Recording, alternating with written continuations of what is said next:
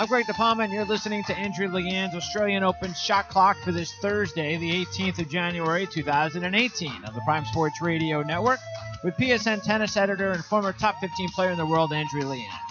On today's report, we're going to discuss the intense weather conditions and how they affect the action. Andrea will try and make sense of the disappointing results for the top women so far and let you know which of the players to keep an eye on moving forward in both draws as Andrea Leanne's Shot Clock on the Prime Sports Radio Network starts now.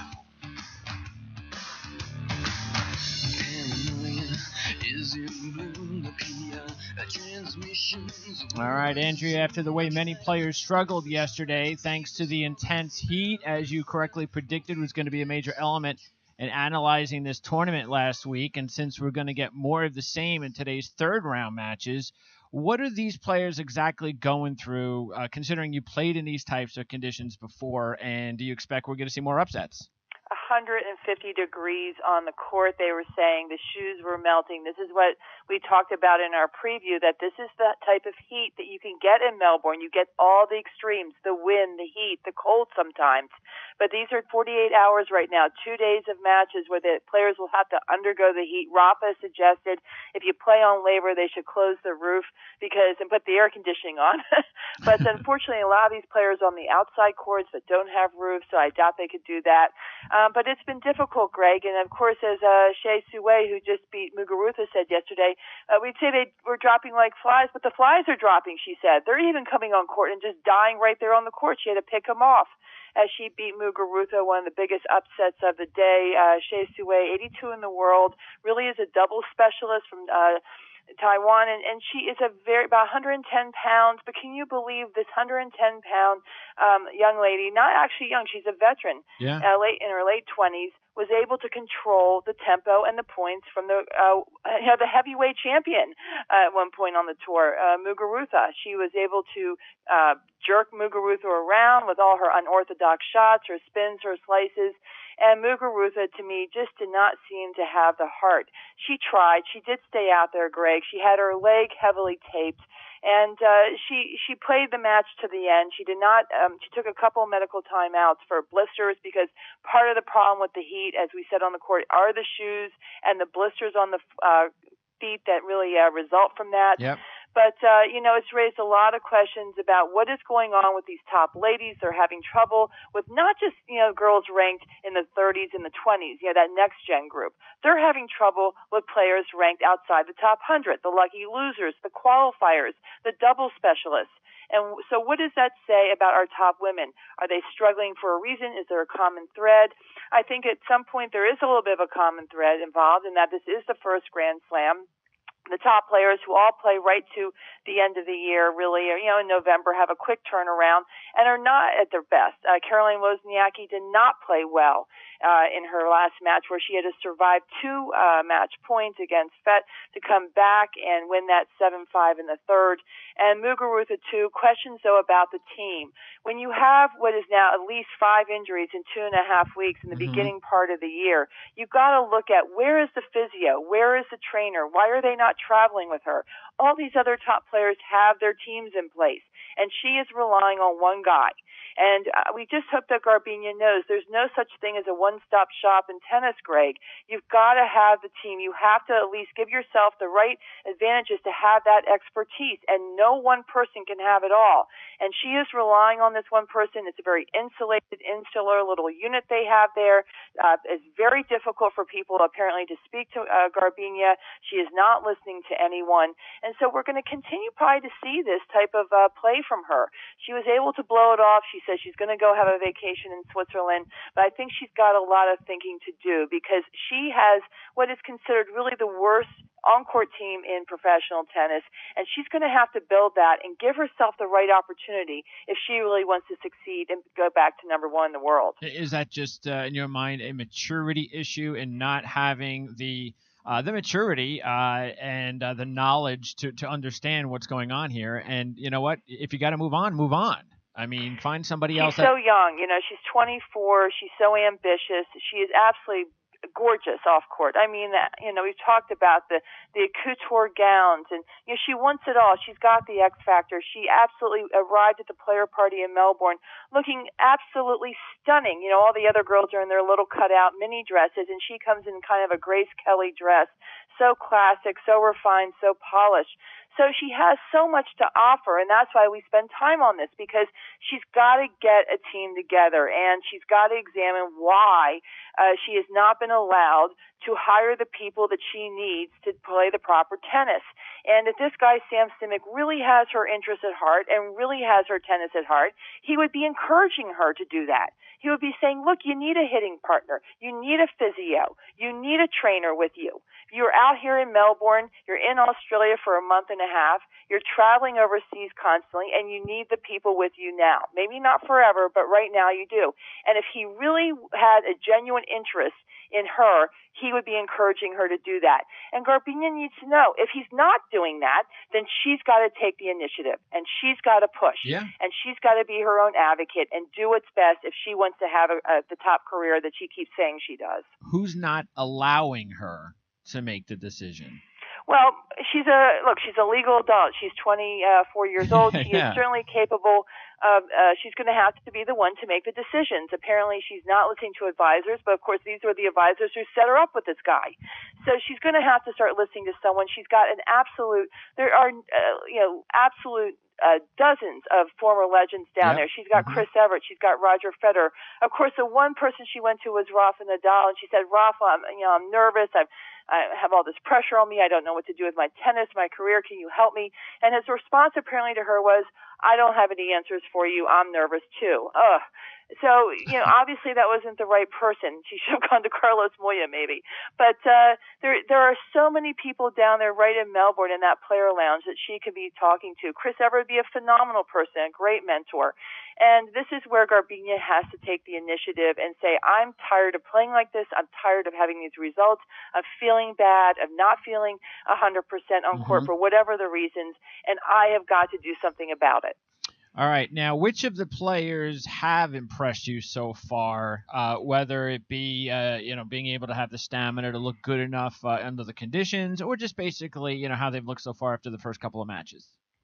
Well, we do want to mention that Caroline Wozniacki was impressive in pulling that out. I mean, she really had to pull that out of a hat. But, once she got to 5-1 down double match point, Fett was only able to win, I think, 8 or so more points. And that's because Caroline finally saw the light of day that she had to start moving Fett. I mean, of course, Fett 103 in the world, fine hitter, strong hitter, but doesn't move well. And so, Caroline finally started to realize you had to literally go corner to corner. You can't groove these girls on one side, 3 shots to one, 3 shots to the other. You got to run them. And then, of course, she'd get the short one and came in, and although she doesn't like to volley, puts the ball away.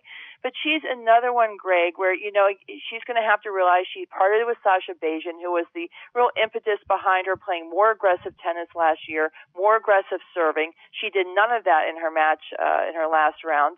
And so, we understand that the wedding is the priority to David Lee, her fiancé, that she really wants to focus on that and turn the page in her life. And that's okay, and did not want to have to answer to prioritizing her tennis with Sasha. But she, again, is going to have to take the initiative, because we're seeing 3 girls who are Sharapova, Keys, Ostapenko, and I'm going to add a 4th birthday girl, Angie Kerber. These are all the women on the tour who are taking the initiative, who are looking for solutions, who realize that they're, obviously they may have some mistakes, and they have to correct them and be proactive about it. And they all have done that, and that is why they are the leading contenders for this title. They have done the preparation. They have found solutions. They have great attitudes on court. It hasn't been perfect for them on court. They haven't played perfect tennis. Sharapova finally beat Sevastova easily, and she went back after losing to her. Of course, she did beat her in Asia, but she had a tight match there, down match points, and she went back to the drawing board and said, I got to figure out a way to play these girls where I'm not getting jerked around on the baseline and having these long points and getting tired out. So she's learned that she has to come forward. She has to be more aggressive. Yes, the swing volley is a part of that, but not as much as she thinks. But just the main entire approach of being more aggressive is key. And talking about Key Keys played absolutely beautifully. We've talked about how she has found ways to win when she's not playing her best tennis. And no, she doesn't have to play her best tennis to win, but yesterday she did play her best tennis. She was absolutely phenomenal, 41 minutes off the court, and now we're starting to see her really come into her own. She's acclimatized herself. She's done all the right things. She's fit. She's got the maturity. And I think now, of course, that fight is coming in, that she has a certain standard and she wants to perform to that on court. But to me, Greg, our girl, Ostapenko, is still someone who absolutely delights the crowd. I mean, of course, the facial expressions and all the emotion that comes from her just in returning serve and just it's typical stuff is just such a delight to fans. And she is a fighter, and she lets you know she's a fighter, and she lets her opponent know she's a fighter, and she's going to fight right to the last shot. And I think it'll be very interesting to see because Ostapenko and Keys are in that same part of the draw. Sharapova now got a reprieve because Muguruza lost, and that was her part. I also believe the fact that Maria won before Garbiñe went on court had to be resonating in the back of Garbiñe's mind, because someone who has also struggled with handling competition and learning how to fight on court could not have been happy to know that Maria was looming in the future. But it's been quite a first couple rounds. By the way, if it all goes well, we might see Keys Garcia fourth round. So that could pulled be one out, 8-6 in the third. Oh, yeah. Great win for her. A boost of confidence for her. She did look good. No signs of that injury. We do want to mention, unfortunately, Jo Konta, not the same. Again, losing to a lucky loser, Bernardo Pereira, 127 in the world. The funny thing about this is we've talked about how Konta really spent her entire career on the what we would call the minor leagues in the ITF tournaments. And she spent, 5, 6, 7 years there trying to get onto the main tour, and finally did a few years ago. And a big surprise, came on gangbusters. But Konta played a girl she knew from the ITF tour. Pera's been on there. She is originally from Croatia. She's managed by Ljubicic, rather. And, of course, Ljubicic doing double duty, coach of Federer, but started his own management company. So it's Ljubicic actually is managing Marta Kuzjuk, the young 15-year-old who's causing the sensation, not Pera.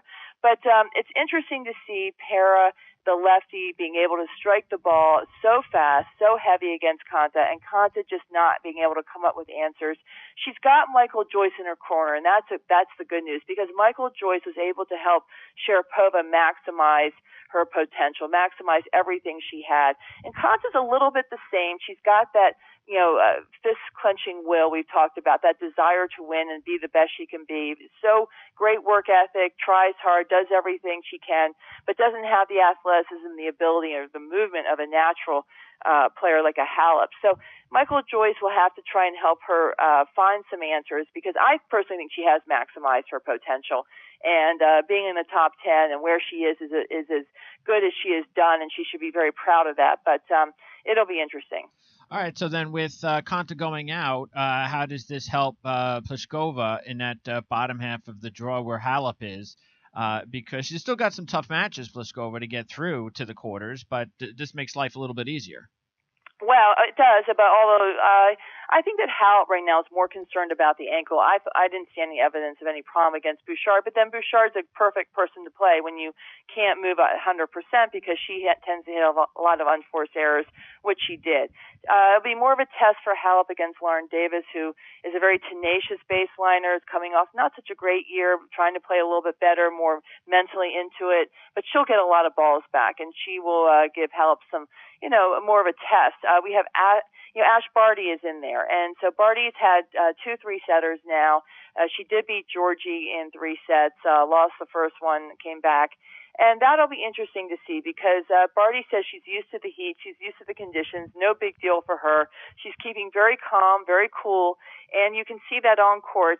But I still think if Halep is able to move at 75%, she will be good. And as long as nothing else happens to this ankle or physically with Halep, she should be okay. But, if Halep can't run, Halep can't play then. So, that's something she'll have to come to the conclusion of. But right now, she said the doctor said she was very lucky and there wasn't the damage that they had originally thought. And so this is a workable injury she can play with. All right, and of course, Barty, one of your top sleepers of the tournament, so that is not going to be an easy fourth-round match if they do face each other. Should say that Pliskova, Caroline Pliskova, she has played beautiful tennis, running under the radar, no problem in her last round, picked up her serve finally, started getting the aces and the free points.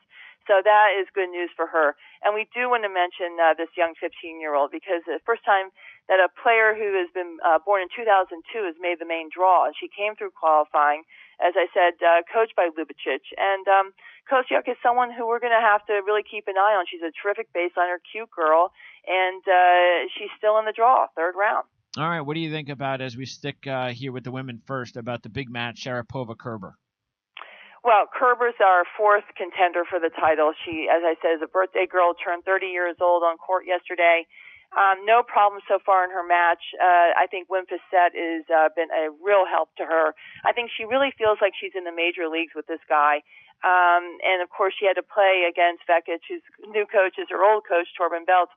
So it was a little bit of an irony there yesterday. But, no, she's moved on. The physicality is back, Greg. That physicality we saw when she won the title 2 years ago, the legs, the shoulders. And I think that, though Kerber's always been the one that's been in the shadows. We talked about the three of them from Poland, Wozniacki, Radwanska, and Kerber, who originally have roots from Poland. But she was always the one that was overshadowed, not the glamour girl, not the one given. And I remember she asked one manager, when no one would manage her, Kerber asked one manager, will you please manage me? And he said no. So she's been given that indignity of not being first dibs on anything. And I think that gives her this attitude she's got something to prove. And the fact that people wrote her off last year because of her poor results gives her even more reason to prove herself, and that hunger and drive is there. I don't think she is going to be intimidated by Maria. I think they've gotten a good look at her. I think they realize what Maria can do and can't do. Wim Fissette certainly does. And it's going to be up to Kerber to move Maria, use those lefty angles, lefty shots to really absorb her power, but then be able to boomerang it back and move her. And the return of serve will be key for Kerber, as well as her serving. She cannot allow Maria to step in. I think it will be warm, but probably not as hot as these last 2 days. So I think both women will be well acclimatized to that, and that will not be a factor. But I'm looking for Kerber to try and draw the points out, make it long, make it an extensive match, and I'm looking for Maria to go for one of those first strike tennis type of approaches. All right, and then Svitolina. I give it to Kerber though. I think that this is Kerber's match to win. Can Maria win it? Of course she can. Look, she can see that finish line. She said she wasn't entering this tournament not to win it. And with all these other top women struggling and going out, she certainly has to think, boy, I got a shot. All right, and this is, speaking of shots, this is Svitolina's best shot to make a semifinal of a Grand Slam after Bencic got upset. Venus is out, Sloane's out. Garrigus is out, so this is her chance. No more excuses for Svitolina, except is she healthy right now? What are you hearing? Well, we don't know. She said that she almost didn't play the tournament. It was a big decision, she said, to even play the first round. She has some sort of illness or injury. She was not specific. She has not looked happy, and she has not played well. She has had to really grind to win her matches, come back from deficits. To me, she's not doing anything special. She's playing solid tennis. Obviously, if she's under the weather or nursing an injury, that could be why. But again, we've said she's one of the most underrated competitors on the women's tour. But she doesn't have any one big shot, and so she doesn't have the big weapon. The serve has been mediocre, and she's going to have to up her game. But as you mentioned, all the seeds out of her part of the draw. She could not ask for a better draw. Mm-hmm. So this is something that she has to be putting in her mind, that she doesn't have to play her best tennis to win. She has to play solid tennis. And as she said, look, I don't feel well, but I realize I have 2 hours every 2 days to work, and I can just focus on that and pace myself so I can put everything I have into those 2 hours to play this match and get off the court and try and get ready for the next. So she is someone who really has learned how to deal with adversity, and she has had more titles on tour than anyone else, so she knows how to go the distance. But at the Grand Slams, this has been the issue for her. It's the pressure, it's all the elements and handling all that, where she has not done well. So it'll be interesting now with no one in her quarter if she can take advantage of that. All right. And by the way, before we move on to the men's, is there a player, if something happens to Svitolina in that quarter, that you say, okay, maybe, because, wow, I mean, that would be a tremendous accomplishment for any of those girls to get to a semifinal? Cornet, maybe? I mean, anyone there? Well, Cornet, of course, beat Garrigus, a favorite for this, because Garrigus was on that winning streak. Cornet she is the craftiest competitor in the history of life. She will pull out the kitchen sink and then every other sink in the house to win a match. She's hysterical. But she doesn't have a weapon. She doesn't have that physicality. It'll be interesting to see. I really think this is Svitolina's to get through, and I still am confident that she will. Okay. Unless there's some really major issue. Okay. I personally did not see any injury on court. There was nothing taped. There were no medical timeouts. So to me, this must be something medical, and I think that in the time she has, when you have this day off in between, Greg, it does allow you to recoup and recover. So I still believe she will get through that part. All right. Speaking of recovering, Novak is back and recovering from his elbow issue, and he beat Monfils after losing the first set, but he always beats Monfils. So how does he look to you? He looks good. He looks solid. I like the team. Andrea Agassi is right there, totally invested in everything Novak does. Stepanik as well. A good solid team for Novak, and he needs this. He likes his external cues. He really follows that. He needs that mojo behind him. Unlike Roger, really, or Rafa, who don't. But for Novak, I think it helps him. To me, the whole look is great. He looks so much healthier, and he, of course, is moving well, very smooth on the strokes. He's so athletic. It's a real pleasure to watch. He's playing Monfils, who came out and won the first set, but then just could not deal with the heat. Was pouring buckets of ice over his head, and he had to leave the court for something or other, and injury timeout.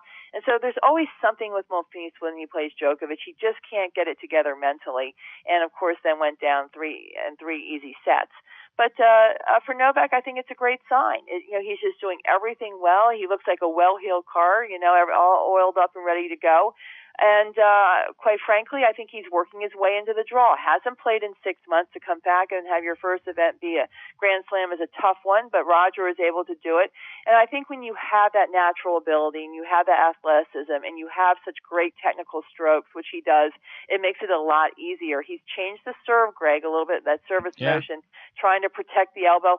But you know what? I have to tell you, a lot of the guys and women who have been doing this, abbreviating that emotion in the beginning of the swing, puts a lot of pressure on the shoulder, and you have to then muscle that ball into the court. And it'll be interesting to see if that works out for him. When you lose that rhythm in the beginning of the motion, you can't generate the same pace with the swing. You have to then muscle it. And so, we'll see what happens. It makes things a little bit simpler, he says, for him, takes the pressure off the elbow. But right now, it's just, the coast is clear right now for Novak. He hasn't been really tested, so we don't really know what he will do when he does have to face someone like a Sasha Zverev, who, by the way, really picked up his game in the last round. Finally, we're starting to see Sasha show those signs of all the hard work he's been putting in with Jez Green. Boy, was he lightning fast around the court. He was into net. It looked like a whole different player to me, Greg. So sharp. Sharp with the volley, sharp with the ground strokes. Not, absolutely not entertaining any idea of playing defensive tennis. Much more aggressive, much more offensive. And that's the way he's going to have to play if he's going to beat Novak. And what's really intriguing about that Sasha Zverev Chung match is you've got the next-gen champ against the player that probably would have been the next-gen champ if he would have played in the event. So Sasha nice. Zverev was supposed to play in that new ATP event, the next-gen event that was held in Milan. And, of course, he made the ATP final in London, so he couldn't do both. So he pulled out. But as you just said, Chung won it as the best of the next gen. Yeah. And so now they'll play each other. I think that Sasha will be tested, but I don't think Chung has any big weapon to hurt him. And as we said, Sasha Zverev, 3 in the world at one point, now 4. He got there for a reason, and he is one of the most phenomenal athletes. He's a big guy, though, Greg, big guy, and he has the capacity to have such big weapons, including that serve. So I think it's going to depend on whether Sasha can continue to play as he did in his last round, take the initiative, take the offensive, get those big first serves in. I mean, but he was so lightning fast. I kept saying to myself, is this the same guy who played in the first round? He was on his toes. He looked like he had had an extra cup of coffee or something, because it was just a different gear. And I think if he goes into that gear, he should have no trouble with Chung. All right, and also at the top of that draw there, Dominic Thiem down 2 sets to Kudla from the U.S., and he was able to come back and win. And also Rink is out. That's not a big surprise. But Dominic, good for Sangren. Yeah, so that's going to be an interesting third-round match with those two guys. But Dominic Thiem, I mean, what do you think about his matchup, his third-round matchup? Well, first of all, let's give credit to Kudla. I mean, this is a young American guy who's really had to pay his dues on the tour. I mean, he has had to play those minor events, those satellite events to get his ranking up to even qualify for these Grand Slams. He's worked hard. And, to me, he looks much more physically strong. He looks like he's done a lot of work in the gym. He's hitting the ball with more pace.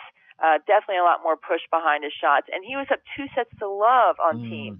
So what a great effort. And he didn't just go away. He stayed in the match.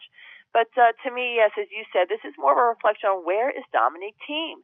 Once really a contender, more than even Sasha Zverev to lead this next-gen group. Yep. First one to break into the top 10, really. And with Goffin going out, what is going on with Thiem? To me, I'm going to say it, and no one's going to like it, but I think this relationship with Kiki Milanovic is taking up a lot of his time. Sure. Milanovic, as we said, is a very intense girl. We remember Caroline Garcia having to drop out of their doubles partnership when they were number 1 in the world because she was just too overbearing, too intense, and Caroline Garcia felt she totally lost herself in her singles, having to deal with Kiki every day in the doubles. I don't know what impact this relationship has on Dominic Thiem, but someone better start thinking about it because he does not look the same since they started dating last year. And he has struggled to put matches away. He has struggled to find confidence.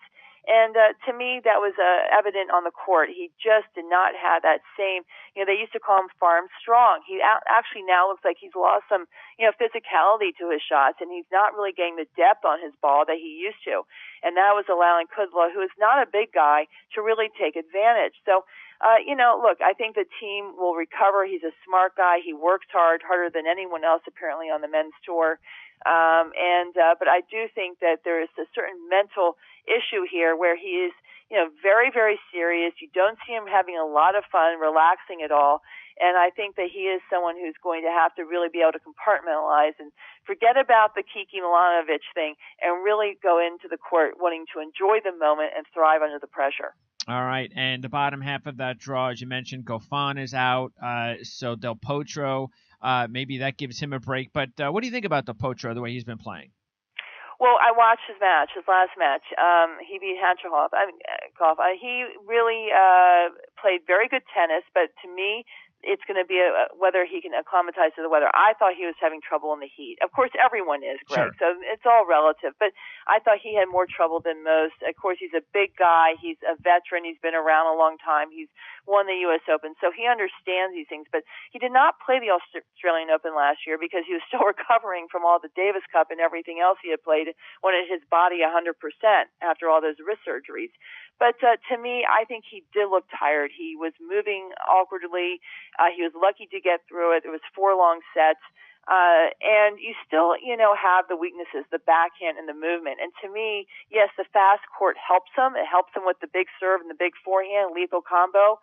But if he gets, against Roger, I just think Roger, who loves the target, should have no trouble with him because he's just too quick, too agile, and can really exploit the weaknesses in Del Potro's game, along with the fact that the weather conditions just don't favor Del Potro. And, of course, with Query going out, and Raonic going out, that just makes life a lot easier for Roger Federer to move. Query, did not play a very good match. Again, we only have one American seed left in the draw. That's Madison Keys.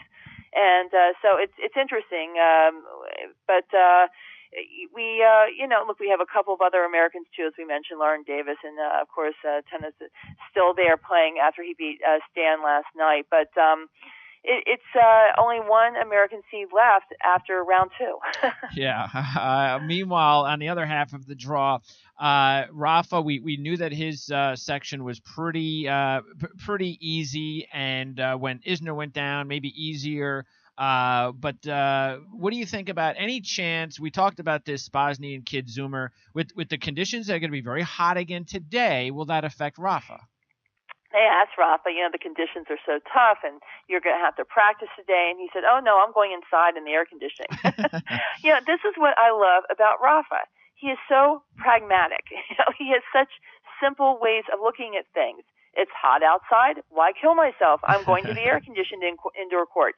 So I think that that is the way Rafa is approaching everything. As we mentioned, Uncle Tony is not here. Does not seem to have missed a beat for Rafa. He's got Carlos Moya there, his best friend. He's got a whole team of people.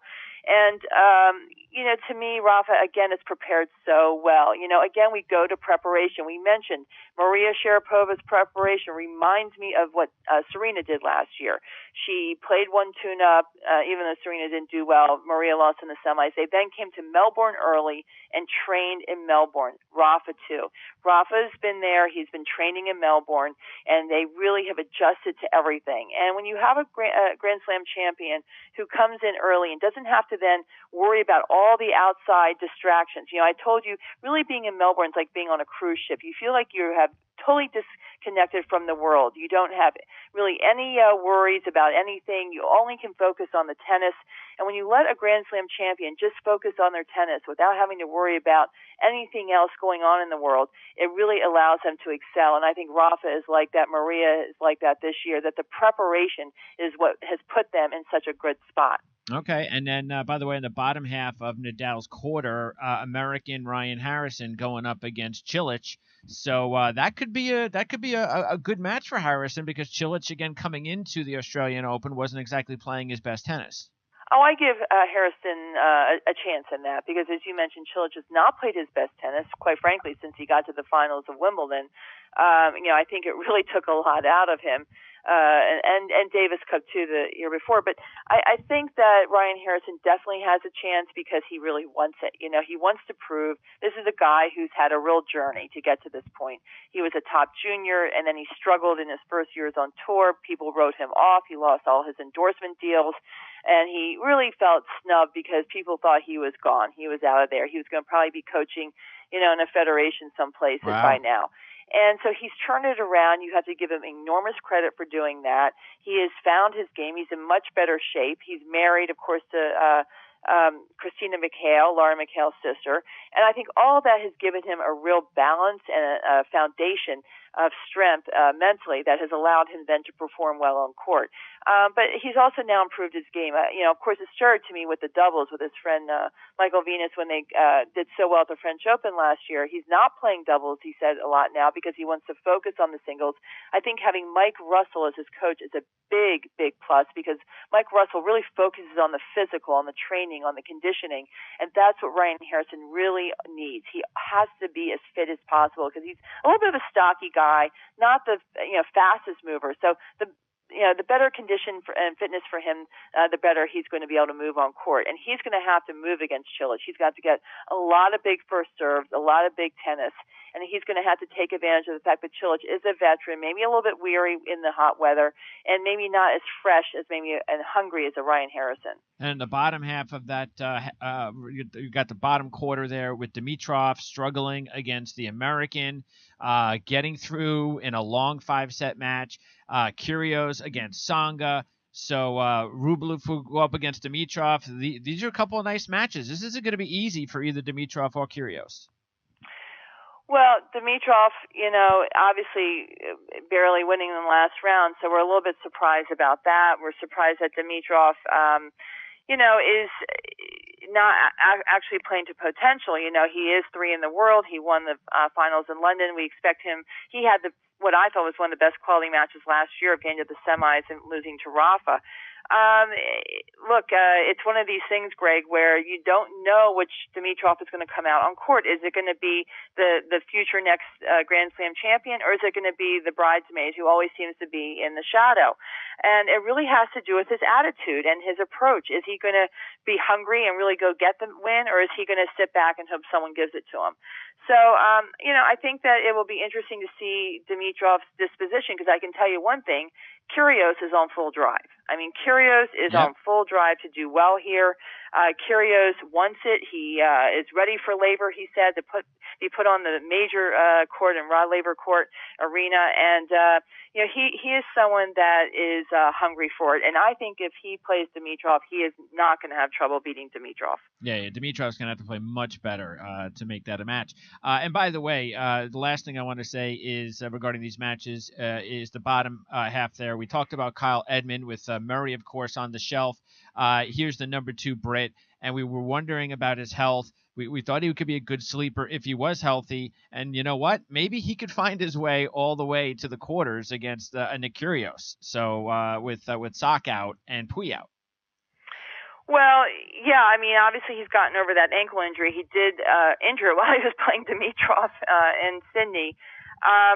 Look, it'll be interesting, to see if Evan always poses some challenge. But I think that still Dimitrov, he's not in a league with Dimitrov or Kyrgios. No. I still think that he is going to have trouble moving. Sure. But he's a good, solid player. I do want to give a little shout out to Mackie McDonald, this young American who went the distance with Dimitrov.